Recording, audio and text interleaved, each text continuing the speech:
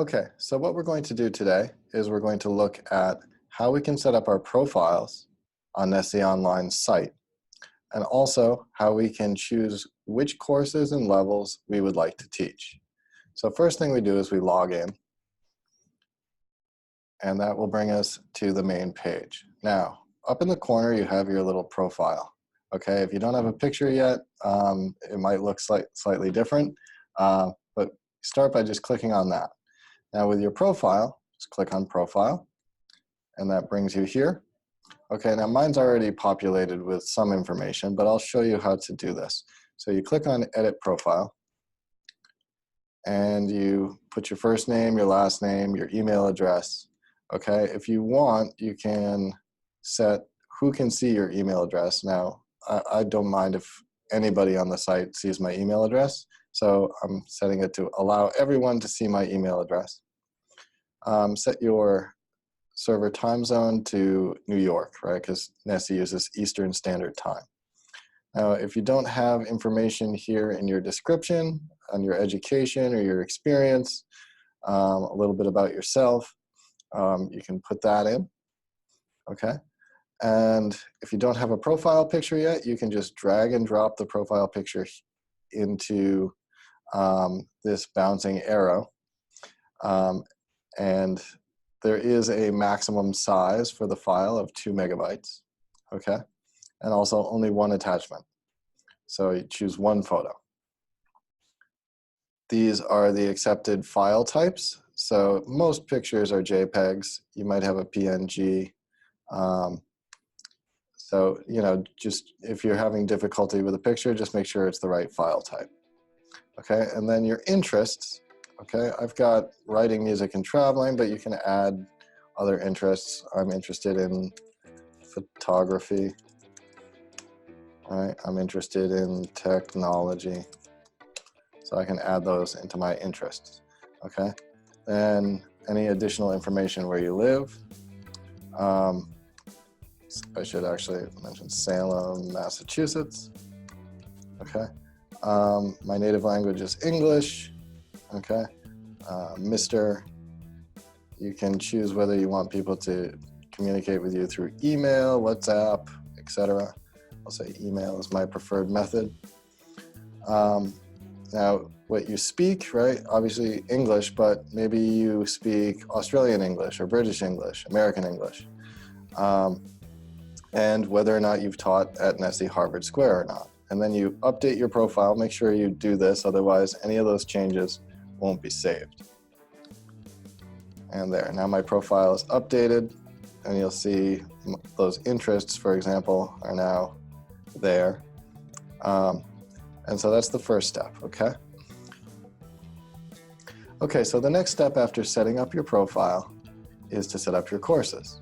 So you click on your profile picture in the upper right-hand corner again, and this time go to Dashboard. Now, course catalog, all right, what I'm teaching, choose your courses here, all right, there's different options. Let's start with choose your courses here.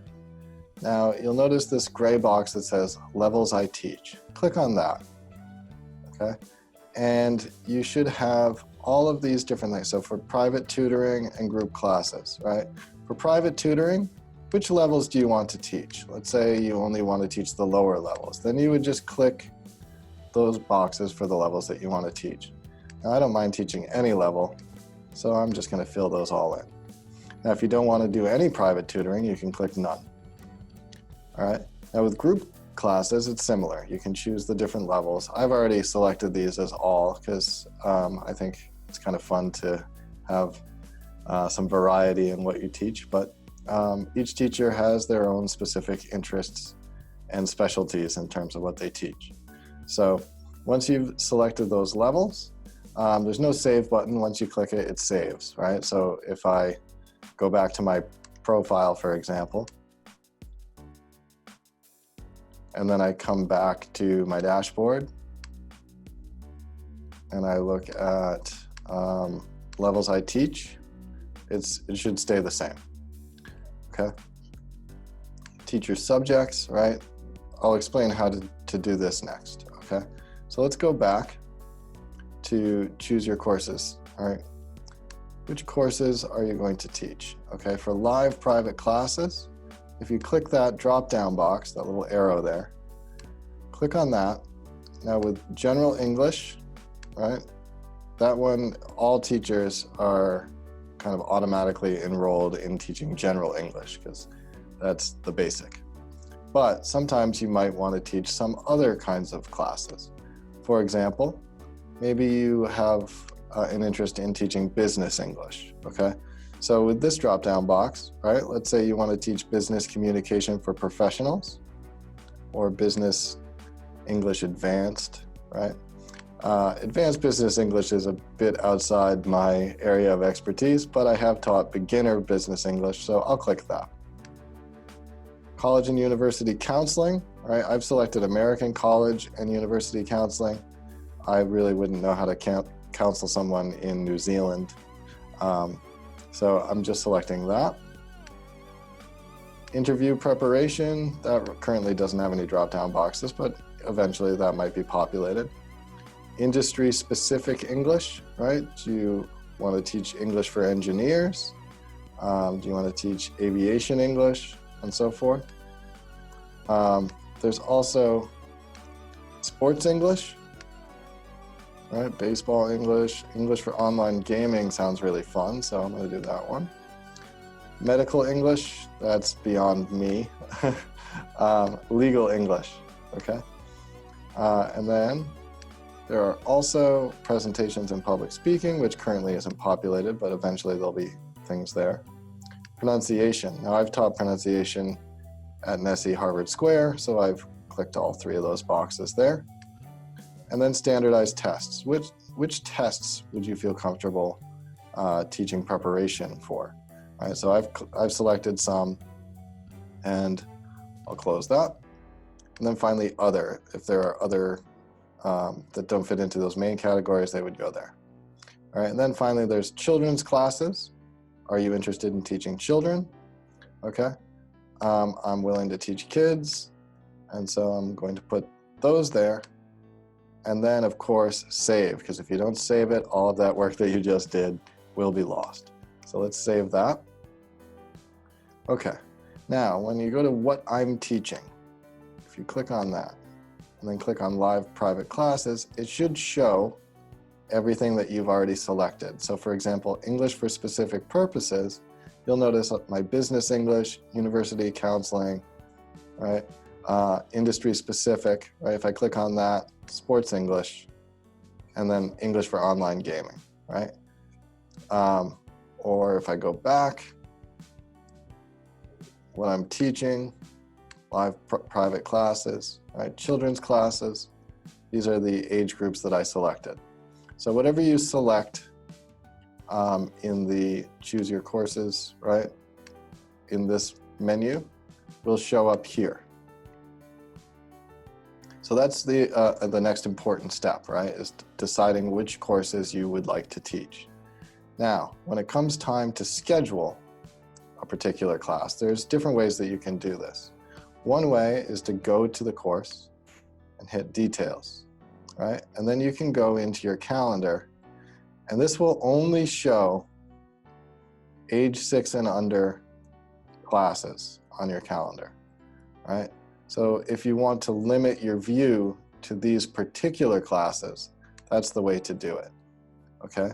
But I think it's helpful to avoid, overbooking or double booking or so forth, to look at your entire course catalog in one calendar view, okay? So right now I've got a lot of these are just from testing. But let's say I want to start a new course on Saturday, June 29th. Click on that on the calendar. And that brings me to our subject, and you'll notice it's blank. If you click this drop-down box, you can choose from those courses that you've selected, right? Now let's say I want to teach a children's class ages 7 to 11. Now if you accidentally select the wrong thing, you can just click that drop-down box again and choose the right one. Let's say, okay, I didn't want to teach 7 to 11, I wanted to teach 12 to 16. All right, now the start time should always be New York, okay? Because NESE uses Eastern Standard Time. So I would just leave that as is. Now, if this is a weekly course, at the same time every week, then you can click this, all right? Now, when you do that, it's good to set an end date so that it doesn't go forever in your calendar. So let's say it's going to be every Friday for 4 weeks, all right? So I'm starting on the 28th, and then it would meet again on the 5th, the 12th, and the 19th. So I'm gonna have it end on the 19th. And I still need to set a time. So let's say it's at 10 a.m. Now, you'll notice on my calendar it just popped up. So 10 a.m. ages 12 to 16. If I click on that on the calendar, I can see the details. All right. Now, if I want to change something, let's say some scheduling issue comes up, and for one of those weeks, I can't do 10 o'clock, and I talk to the students and they all agree that they can meet an hour later. I can edit that and say the start time is going to be 11 on this day and end on 12, end at 12, okay?